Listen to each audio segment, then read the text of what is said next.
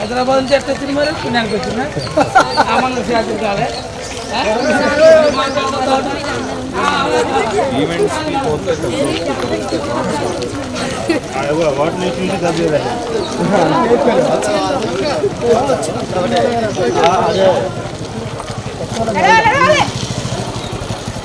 మేతులే అనుకుంటే అట్లా ముందు ఉండాలి మీరు.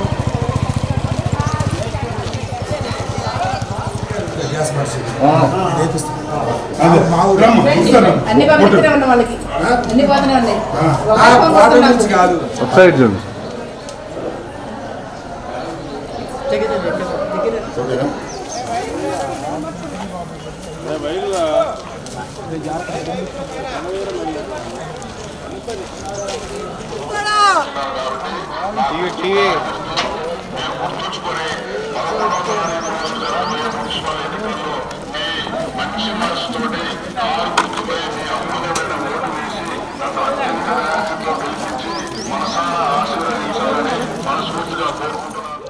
మన పక్కన ఇప్పుడు టీఆర్ఎస్ అభ్యర్థి చంద్రన్న ఉన్నాడు, ఆయన అడిగి తెలుసుకుందాం. శ్రీరంగపురం మరియు అశోక్ నగర్ గ్రామ ప్రజలందరికీ నమస్కారం. నేను బీఆర్ఎస్ అభ్యర్థిగా రేపు 11వ తారీఖు జరగబోయే మున్సిపల్ ఎన్నికల్లో 5వ వార్డు కౌన్సిలర్ అభ్యర్థిగా పోటీ చేస్తున్నాను. నా గుర్తు కారు గుర్తు. గతంలో కూడా ఈ వార్డు ప్రజలు నన్ను ఆదరించి వాళ్ళ అమూల్యమైన ఓటు వేసి అత్యధిక మెజార్టీతో గెలిపించి ఉన్నారు. వారికి అన్ని విధాల సహాయ సహకారాలు అందించుకుంటూ ఎన్నో అభివృద్ధి కార్యక్రమాలు చేసుకుంటూ గత 5 సంవత్సరాలు వాళ్ళకి వాళ్ళకి అండదండగా ఉంటూ ముందుకు సాగినాను.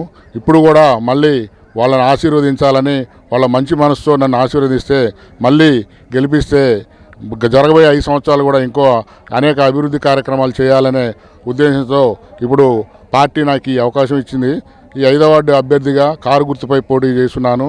అందువల్ల ప్రతి ప్రజలకి అందరికీ కూడా పాదాలకు నమస్కరించుకో తెలియజేయనిది ఏమనగా 11వ తారీఖు నాడు మీ అమూల్యమైన ఓటు కారు గుర్తుపై వేసి నన్ను అత్యధిక మెజార్టీతో గెలిపించి రేపు వార్డు అభివృద్ధికి ఎంతో కృషి చేస్తానని వాళ్ళకి విన్నవించుకుంటున్నాను. ఇక్కడ మెయిన్గా ఉన్న సమస్యలే వీటివి. గతంలో నేను గెలిచినప్పుడు కొన్ని సమస్యలు మా దృష్టికి వచ్చినాయి.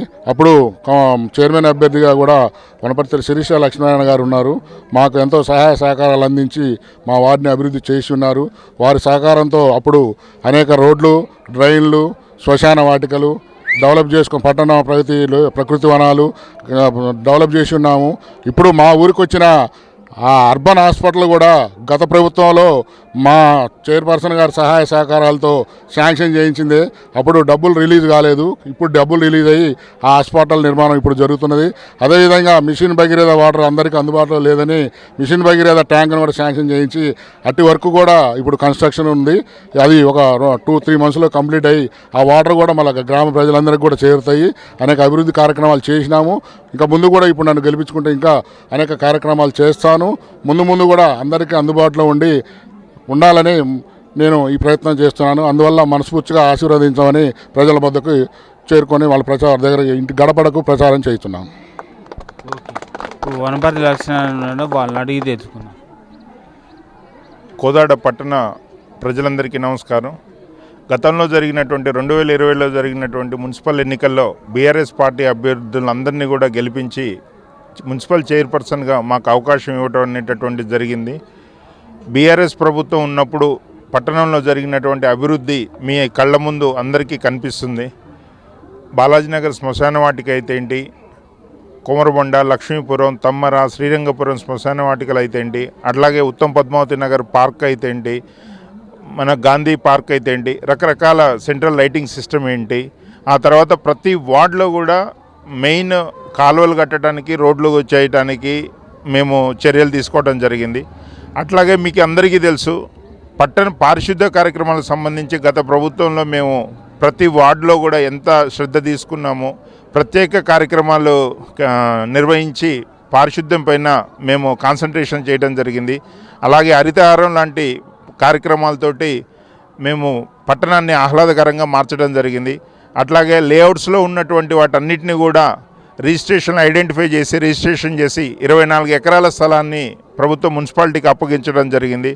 మా ప్రభుత్వంలో ఉన్నప్పుడే ఇప్పుడు ఈరోజు మున్సిపల్ బిల్డింగ్ శాంక్షన్ కానీ, మార్కెట్ కమిటీలో కొత్తగా మార్కెట్ యార్డ్ శాంక్షన్ కానీ, ఇలా రకరకాలుగా ప్రైమరీ హెల్త్ సెంటర్స్ కానివ్వండి, తర్వాత బస్తీ దవాఖానాలని, స్కూల్స్ అని రకరకాల అభివృద్ధి కార్యక్రమాలు అన్నీ కూడా బీఆర్ఎస్ ప్రభుత్వంలో జరిగాయి. ప్రస్తుతం గత 2 ఏళ్ల నుంచి అప్పుడు శాంక్షన్ అయినటువంటి వాటిని మాత్రమే పనిచేసుకుంటూ ఈ రోజున వాళ్ళ అభివృద్ధి కార్యక్రమాలుగా చూపిస్తున్నారు.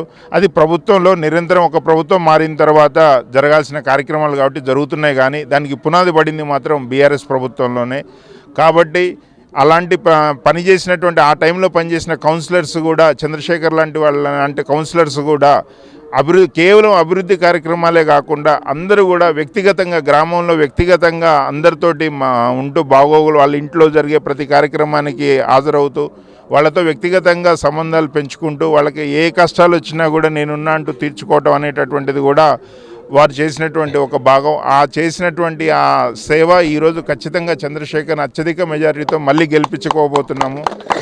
సో అలాగే కోదాడ పట్టణంలో మిగతా వార్డులలో చేసేటటువంటి బీఆర్ఎస్ అభ్యర్థులను కూడా మేము ఇదంతా గమనించి ఖచ్చితంగా మీరు కారు గుర్తుకు ఓటేసి ఎక్కడ బీఆర్ఎస్ అభ్యర్థి ఉన్నా కూడా బీఆర్ఎస్ అభ్యర్థిని గెలిపించి పార్టీకి బహుమతిగా ఇవ్వాలని మనస్ఫూర్తిగా కోరుకుంటున్నాను. జై తెలంగాణ. జై తెలంగాణ. వర్ధిల్లాలి, వర్ధిల్లాలి. కారు గుర్తుకే మనోటు. కారు గుర్తుకే మనోటు. కారు గుర్తుకే మనోటు. కారు గుర్తుకే మనోటు. కారు గుర్తుకే మనోటు. గుర్తు గుర్తుంచుకో. కారు గుర్తుంచుకో. గుర్తు గుర్తుంచుకో. కారు గుర్తుంచుకో. జై తెలంగాణ. జై తెలంగాణ.